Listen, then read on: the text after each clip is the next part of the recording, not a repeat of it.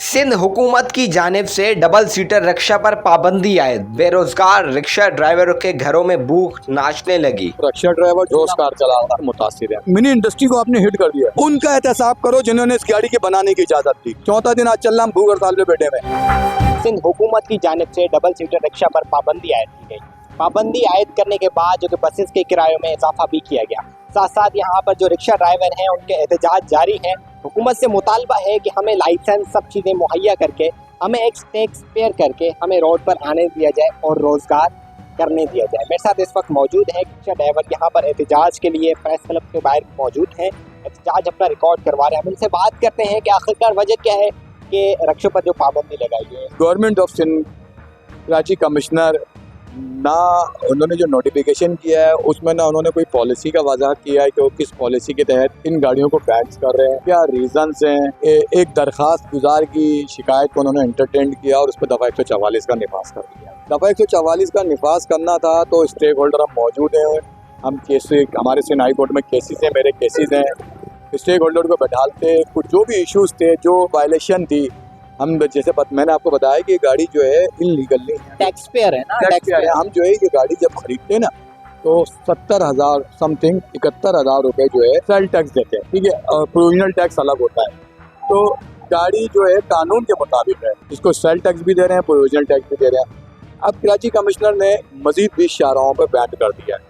मजीद 20 शाहराहों पर बैन करने का नतीजा क्या आया कि दो किस्म के जो लोग थे वो डायरेक्ट मुतासिर हुए। दो मुतासिर कौन है? एक तो वो रिक्शा ड्राइवर जो इस गाड़ी को चला के अपना माशी रोजगार चला रहा था, और दूसरा जो जिनको वो सफ़र दे रहा था, जिनको सफरी सहूलत मैसर कर रहा था, वो दोनों लोग जो हैं डायरेक्ट हुए और दोनों बड़े मुतासिर हैं। रिक्शा पर पाबंदी आयद की गई। जो समझे गरीब गुरबा 20-30 रुपए में सफ़र करता था, अब वो बसेस में जा रहे हैं। लाजमी बसेस के किराए भी बड़े होंगे और ख्वारी जलालत, क्योंकि ऑलरेडी कराची में जो कि ट्रांसपोर्ट है उसकी कमी है बसेस की। आप क्या समझते हैं इस बारे में, क्या नुकसान आगे आए? देखिए, ट्रांसपोर्ट में जो बसों कमी की है, जो ट्रांसपोर्ट में शहर में बसें हैं नहीं, मिनी बसेस जो शहर के अंदर मिनी ट्रांसपोर्ट जो बहुत कम गाड़ियाँ ना काफ़ी गाड़ियाँ हैं जो शहर डिजर्व करता है। अभी हमारे वज़ीर मोहतरम वज़ीर ट्रांसपोर्ट ने पिछले महीने कैबिनेट्स की मीटिंग के अंदर खुद तस्लीम किया कि कराची शहर जो है वो उसको ये ज़रूरत है ट्रांसपोर्ट्स को 15,000 बसेस की कि कैबिनेट्स की रिपोर्ट्स हैं जो हमने अखबारों के जरिए पढ़ी।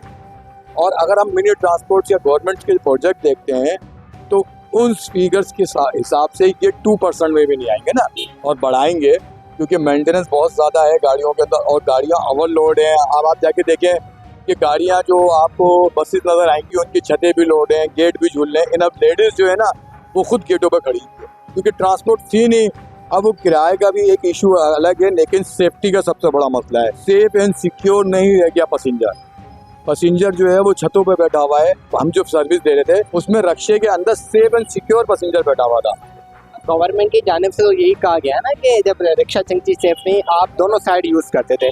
आपको जब अहकाम जारी कर दिए गए, गवर्नमेंट्स का कंसर्न नहीं बनता सेफ एंड सिक्योरिटी के बात करने का। जिनका सेफ एंड सिक्योरिटी पे बात करने का कंसर्न बनता ना, वो इदारा है PSQCA, Pakistan standard quality control authority. उसने इस गाड़ी को स्टैंडर्ड दिया हुआ है, SRO भी दिया हुआ है। तो फिर गवर्नमेंट्स को किस बात की रिजर्वेशन है? या तो फिर वो इदारा आप बंद कर दें जो स्टैंडर्ड दे रहा है, जो बोल रहा है कि ये गाड़ी सेफ है, सिक्योर है। स्टैंडर्ड देने के बाद जब उन्होंने अथॉरिटी दे दी, इसको लाइसेंस दे दिया है, तो गाड़ी का सेफ एंड सिक्योर होने का मसला ही खत्म हो गया। PSQCA ने स्टैंडर्ड दिया हुआ है, स्टैंडर्ड्स के मुताबिक ये गाड़ियाँ हैं। तो इसके अंदर अगर मैं अपनी ज़ाती राय दूँ कि भाई ये गाड़ी सेफ नहीं है, तो सेफ तो हवाई जहाज भी नहीं है। अभी रिसेंटली इंडिया के अंदर एक जहाज जो है वो गिर गया था, ठीक है ना।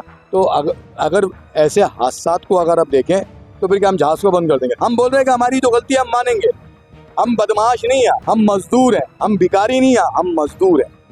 हमसे आप यूटिलाइज करें, हमारे जो कमी है, जो कोताहियाँ हैं, उनको हम दूर करते हैं। कोई मैकेनिज्म बनाएं, कोई ऐसा निज़ाम लेके आए। आप क्या समझते हैं किस लिए बैन किया गया? आपको फिर वजूहात क्या है? बैन जो है, इन्होंने इनके पास कोई लॉजिक नहीं थी बैन करने, कोई कानूनी वजह भी नहीं था। जो नोटिफिकेशन है उसका आप खुद पढ़ लें, उसमें उन्होंने लिखा है कि भाई बना दरखास्त है और DIG साहब ने सिफारिशात भेजी है। एक दरखास्त के ऊपर अच्छा, दरखास्त का मामला ही है ना। जिसने दरखास्त लगाई है वो खुद रूट ऑपरेटर मिनी बस का। अब मिनी बस का रूट ऑपरेटर दरखास्त लगा रहा है।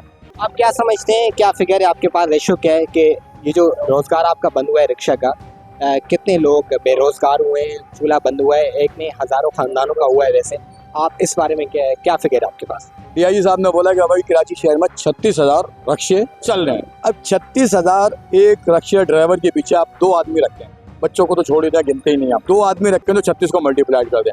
फिर मैकेनिक है, पंचर वाला है, डेंटर है, गाड़ी का बना दीगर काम करने वाले हैं। क्योंकि एक इंडस्ट्री थी, मिनी इंडस्ट्री को आपने हिट कर दिया, आपने मिनी इंडस्ट्री को हिट कर दिया है। आप कराची कमिश्नर साहब, मैं मानता हूँ कि मेट्रोपॉलिटन सिटी है, लेकिन हमारा एज अ कंज्यूमर, हमारा भी constitution right, as a consumer हमने ये गाड़ियाँ खरीदी हैं, हम सर्विस दे रहे हैं, जो हमें कमी कोताही हम पूरी करेंगे। इस चीज़ को मानते हैं कि आपको लाइसेंस सब चीज़ें मुहैया करके एक प्रॉपर तरीके से रूट दिया जाए? बिल्कुल बिल्कुल भैया, मैं आपसे क्या बोल रहा हूँ, एक सहूलत की विंडो बनाए, एक ऐसा मैकेनिज्म जहाँ पर हमारी भी कंप्लेन आसानी से सुन ली जाए। हम इंशाअल्लाह ताला पूरी कोशिश करेंगे। हम भी चाहते हैं कि हमारा ड्राइवर लाइसेंस होल्डर हो, हमारे ड्राइवर के पास लीगल डॉक्यूमेंटेशन हो। हमारे देखिए, मैंने आपको बताया ना कि हम मजदूर हैं, जब हमें कोई गाली बकता है ना तो हमें भी बुरा लगता है, लेकिन मजबूरी है कि हम रोजगार के पीछे लगे हुए, अपना घर के मास चलाने के चक्कर में पीछे लगे हुए। जब हमें कोई बोलता है ना कि ये भाई रक्षे वाले तो है ही ऐसे, तो हमें बुरा लगता है। हमें उस टाइम एहसास होता है कि रात 3 बजे जब तू रोड पर खड़ा होता है ना, तो हम लेके जा रहे होते हैं भाई। 8 बजे के बाद बसें बंद हो जाती है शहर की, ठीक है ना। उस टाइम चोर डकैत जो भी इस शहर में स्नैचिंग का मामला होता है ना, उसको फेस हम कर रहे होते हैं। हमें मालूम है कि रोड पे कौन खड़ा हुआ और किस तरीके से खड़ा हुआ है। हम पैसेंजर को भी सेव करके जा रहे होते हैं। उस टाइम हमसे कोई आके पूछे, हमारे ड्राइवरों से आके पूछे कि रात 3 बजे तू इन लेडीजों को लेके जा रहा है, इस लेडीज को कितना तेरे पे यकीन है कि तू इसको हिफाजत से इसकी घर पर पहुंचा देगा। हमारे भी राइट्स हैं, हमें भी महसूस करा जाए। उनका एहतसाब करो जिन्होंने इस गाड़ी के बनाने की इजाजत दी, जिन्होंने स्पेसिफिकेशन नोटिफाइड करी, उनका एहतसाब पहले उनका करो। जराइम को खत्म करना है तो ऊपर से खत्म करो ना, नीचे से क्यों खत्म करो? हमने तो खरीदी है, हमें क्यों आप इस भेंट चढ़ा रहे हो? आज दूसरा महीना कोई 15-16 दिन होने वाले, 4था दिन आज चल रहा, हम भूख हड़ताल पे बैठे हुए। क्या ये गाड़ियाँ 5 लाख रुपए की गाड़ी कैश में 7.5 लाख रुपए की हम किस्तों में लेते हैं? मजाक है? आपको लगता है कि ये जो तबका नजर आपको मेरे पीछे नजर आ रहा है मिस समेत, कि ये 5 लाख रुपए हमारे लिए किस तरह जनरेट करना हमारे लिए कितना बड़ा एक वो होता है कि यार किसी तरीके से हम ये पैसे अरेंज कर लें, गाड़ी कैश पे ले लें, 2 पैसे हमें बच जाएंगे, हम अपने घर ले जाएंगे।